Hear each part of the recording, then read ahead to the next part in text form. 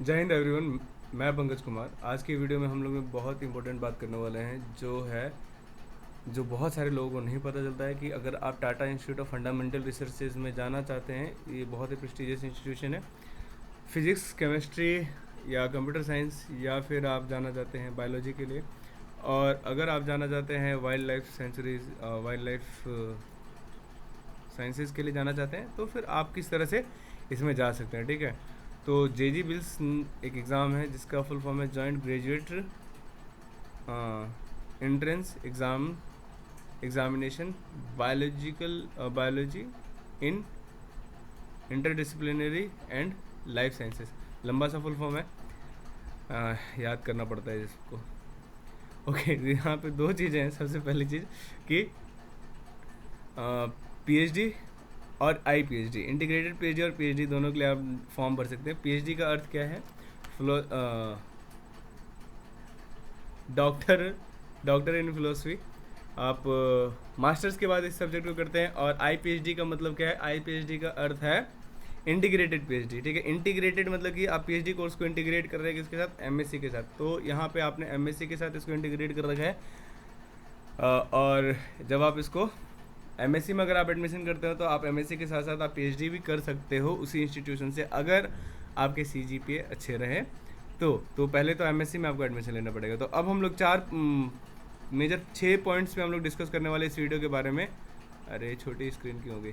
ठीक है, तो 6 पॉइंट्स, जो 6 इंपॉर्टेंट चीज़ें हैं जो हम लोग डिस्कस करने वाले हैं। एलिजिबिलिटी क्या होता है, इसका सिलेबस क्या होगा, फीस क्या होगी, फेलोशिप क्या होगा, इंस्टीट्यूशंस कौन कौन से हैं, पैटर्न ऑफ एग्जामिनेशन क्या है। ठीक है, तो पीएचडी की जो एलिजिबिलिटी है वो एमएससी प्लस एमएससी होनी चाहिए आपकी किसी ना किसी फील्ड में।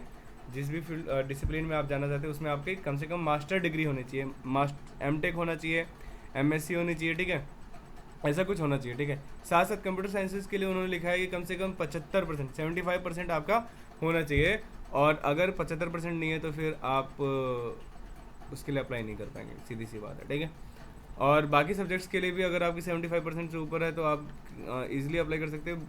हालांकि उन्होंने बहुत ज़्यादा बाकी पीएचडी कोर्स के लेके बहुत ज़्यादा उन्होंने बताया नहीं है कि कितना मार्क्स उनको चाहिए बाकी अलग सब्जेक्ट्स में। ठीक है, बट अगर आप 75 से ऊपर है तो आप श्योरली आप सेफ है। बट इंटीग्रेटेड पीएचडी के लिए उन्होंने साफ साफ बता रखा है कि उनको बैचलर स्टूडेंट्स चाहिए।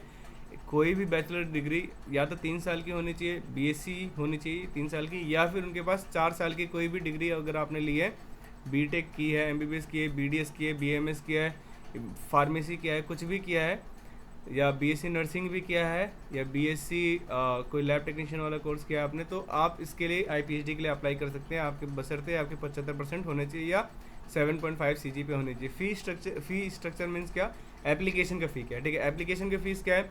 मेल के लिए 1000 होता है, फीमेल्स के लिए वो 5 और अदर्स के लिए 500 रुपये होता है। यहाँ पे फ़ी वेवर के भी लिए आपको ऑप्शन मिलेगा। फ़ी वेवर मतलब कि अगर आपको कुछ छूट वगैरह चाहिए तो फीस वेवर का कुछ ऑप्शन है, वहाँ पे आप एप्लीकेशन फॉर्म भरोगे तो आपको मिलेगा।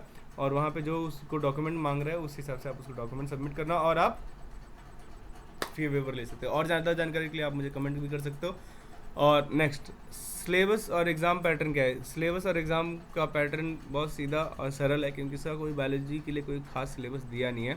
फिजिक्स के लिए, केमिस्ट्री के लिए हम लोग देख लेंगे इसी वीडियो के एंड में, बने रहना। ठीक है, तो बीएससी के लिए जो जो सिलेबस है, पीएचडी या आईपीएचडी के लिए आपको बीएससी लेवल का बायोलॉजी अच्छे से आना चाहिए।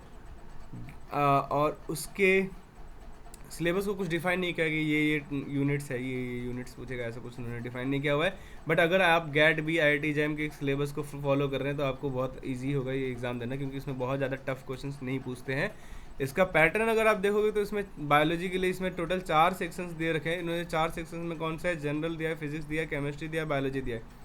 जनरल में जनरल बातें, मैथ से रिलेटेड कुछ, रीजनिंग से रिलेटेड कुछ, ऐसे कुछ क्वेश्चंस मिलेंगे आपको। फिजिक्स में +2 लेवल की फिजिक्स मिलेंगी, केमिस्ट्री में +2 लेवल की केमिस्ट्री मिलेगी, और बायोलॉजी में +2 से थोड़ा अबव लेवल का आपको बायोलॉजी मिलेगा इजीली। अब ये चारों सेक्शंस बांटे गए हैं 2-2 सब सेक्शंस में। ठीक है, तो जैसे जनरल का सेक्शन ए होगा, सब सेक्शन ए होगा, सब सेक्शन बी होगा, वैसे ही फिजिक्स का sub section A, sub section B होगा। और प्रत्येक सेक्शंस की अगर हम लोग बात करेंगे वो 2-2 सब सेक्शन में बांटा हुआ है, ए और बी। तो एक ए में टोटल 10 क्वेश्चन होते हैं और इस 10 क्वेश्चन का प्रत्येक क्वेश्चन का मार्क्स होता है 1 मार्क्स। ओके, सेक्शन बी में टोटल 5 क्वेश्चन होते हैं और प्रत्येक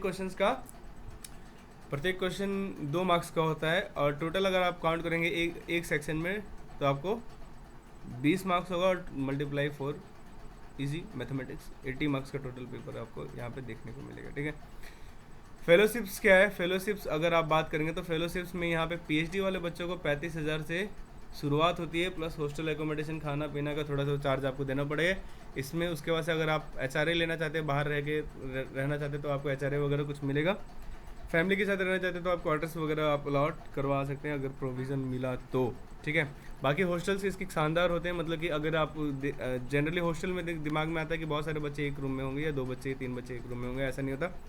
पीएचडी वाले बच्चों के लिए ईजिली अवेलेबल होगा एक 1 BHK टाइप ऑफ रूम आपको मिल जाता है। ठीक है, IPHD के बारे में बात करेंगे तो IPHD को भी आपको अच्छा फेलोशिप मिलता है और ये अच्छी बात है टीफर की कि वो मास्टर डिग्री के लिए भी पैसे देते हैं। हालांकि इंडिया में सारे इंस्टीट्यूशन मास्टर के लिए पैसे नहीं देते हैं।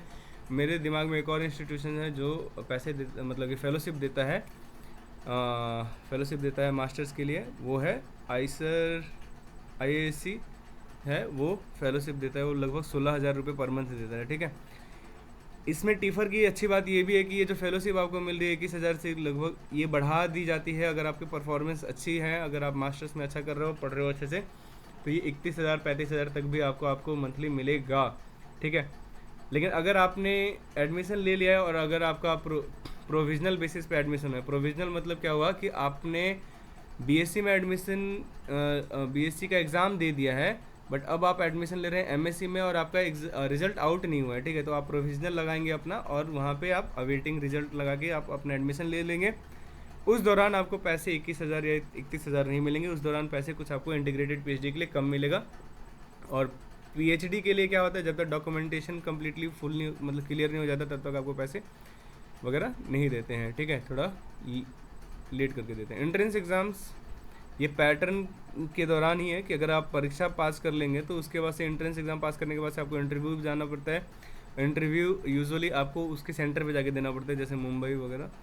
और इसके बाद से तीसरे में ही इंटरव्यू के साथ साथ आपको उसका अपना राइटअप दिखाना पड़ेगा इंटरव्यू के साथ। ठीक है, ऐसा नहीं कि इंटरव्यू के बाद आपको राइटअप दिखाना है, इंटरव्यू के साथ ही आपको वहाँ पे अपना राइटअप पहले ही डाल देना है, रिकमेंडेशन पहले ही डाल देना है। जब भी आप उसमें सेलेक्ट हो जाएंगे तो रिकमेंडेशन ऑफ लेटर का मतलब क्या हुआ, रिकमेंडेशन ऑफ लेटर का मतलब क्या कि आपके प्रोफेसर आपकी थोड़ी बढ़ाई करेंगे कि हाँ इसने अच्छा रिसर्च किया है, मेरे पास रहा है, ये पढ़ा ये वो पढ़ा, इसने रिसर्च किया है, अच्छा डेडिकेटेड लड़का है, थोड़ी बातें लिखेंगे और रिकमेंडेशन लेटर आपको देना पड़ता है अपने प्रोफेसर की तरफ से। किसी भी प्रोफेसर की तरफ से आप दिलवा सकते हैं, किसी भी अदर कॉलेज से दिलवा सकते हैं, लेकिन अगर बेहतरीन होता है कि आप कहीं से भी अगर आपने कोई प्रोजेक्ट किया है, उस प्रोजेक्ट में जो भी आपका प्रोफेसर था, जो PI था, PI प्रोजेक्ट इंस्ट्रक्टर था, उससे अगर आप लेते हैं तो ज़्यादा बेनिफिट होता है।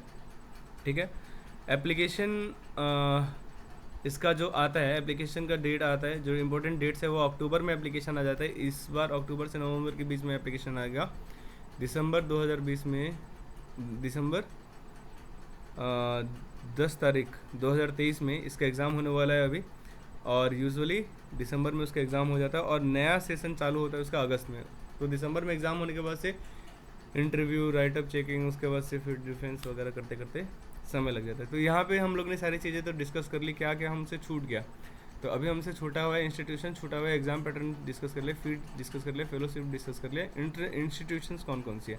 तो इंस्टीट्यूशन सारी तो मुझे याद नहीं है, लेकिन सारी नहीं याद है तो कोई बात नहीं, हम लोग यहाँ पे देख लेते हैं इंस्टीट्यूशंस कौन कौन सी है। तो यहाँ पे एट्रैक्ट है जो कैंसर्स के लिए इंपॉर्टेंट मतलब बहुत बड़ा इंस्टीट्यूशन है।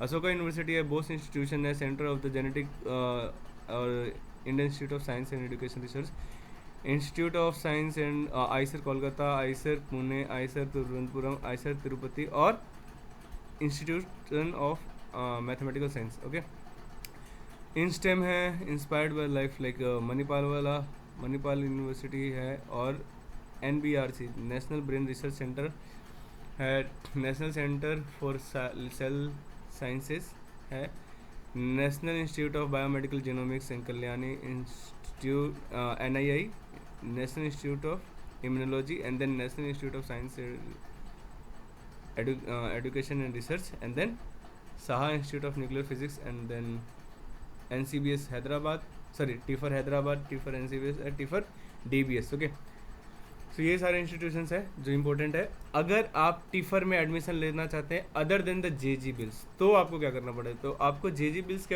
अलावा अगर आपको टीफर में एडमिशन लेना है तो आपको सीधा आपको एंट्रेंस निकालने पड़ेंगे CSIR के, ठीक है। CSIR आपको JRF निकालना पड़ेगा, या फिर UGC नेट का जो UGC नेट के थ्रू आप जा सकते हैं, या फिर आप जा सकते हैं जेस्ट के थ्रू जा सकते हैं, या फिर आप जा सकते हैं गेट के थ्रू, ठीक है। इन सभी में अगर आप 5 परसेंटाइल में हैं, ठीक है, 5 परसेंटाइल, ठीक है, 5 परसेंटाइल में हैं, तो फिर आपको ईजिली मतलब चांसेस है कि आपके एडमिशन्स हो पाए, मतलब आपको इंटरव्यू के लिए बुलाया जाए, ये चांसेस है इंटरव्यू के लिए बुलाया जाए, ठीक है। अगर 5 परसेंटाइल में नहीं है तो आप इंटरव्यू के लिए भी नहीं बुलाया जा सकता है, तो आपका टॉप 5 परसेंटाइल में, ठीक है, टॉप 5 परसेंटाइल में आपका नाम होना चाहिए, ठीक है, तब जाके आपको मतलब इंटरव्यू के लिए कॉल वगैरह आएगा, और उसके बाद से आप जाके इंटरव्यू देंगे, फिर देखेंगे नेक्स्ट बात है, ठीक है। और इसके अलावा कोई तरीका है क्या जाने का, इसके अलावा कोई JG बिल से एक तरीका मैंने बताया है, CSIR, JRF, UGC नेट, जेस्ट और गेट के द्वारा आप जा सकते हैं। लेकिन अगर आप बाकी यूनिवर्सिटीज़ में जाना चाहते हैं जो हम लोग ने यहाँ पे देखी, तो JG बिल्स का मार्क्स यूज़ करके आप उसकी पोर्टल पे जाके आपको वहाँ पर रजिस्टर करना पड़ेगा, ठीक है, कि हाँ हम आपके लाइक इंस्टेम में एडमिशन लेना चाहते हैं, तो आप रजिस्ट्रेशन करेंगे, अपना JG बिल्स का मार्क्स डालेंगे, तो आपको कॉल करेगा इंटरव्यू के लिए, फिर बुलाएगा। तो आप किसी भी इनमें से लिस्टेड में टीफर वाले इंस्टीट्यूशंस को छोड़ के अगर आप किसी और इंस्टीट्यूशंस में लेना चाहते हैं आप अपना एडमिशन, तो आपको मतलब सेपरेटली आपका रजिस्ट्रेशन करना पड़ेगा। हालांकि आपको अलग से एग्ज़ाम नहीं देना, उसको JG बिल्स का मार्क्स जो आपका है वही वहाँ पे आपको चिपका देना है, और फिर आप जा सकते हैं इंटरव्यू के लिए, ठीक है। और बस इतनी सारी बातें काफ़ी है। गेट के बारे में जो मैं बता रहा था कि गेट अगर आप ऑलरेडी क्वालिफाइड है या CSIR ऑलरेडी क्वालिफाई है, तो वहाँ पे आपसे पूछेगा एप्लीकेशन फॉर्म डालने के दौरान कि क्या आपने कोई एग्ज़ाम क्वालिफाई किया है, तो आप प्लीज़ वहाँ पे डाल देना कि हाँ अपना गेट का स्कोर या फिर CSIR का स्कोर आप वहाँ पे डाल देना। तो यहाँ तक बने रहने के लिए बहुत बहुत धन्यवाद, और हम लोग मिलेंगे नेक्स्ट वीडियो में। Thanks for watching.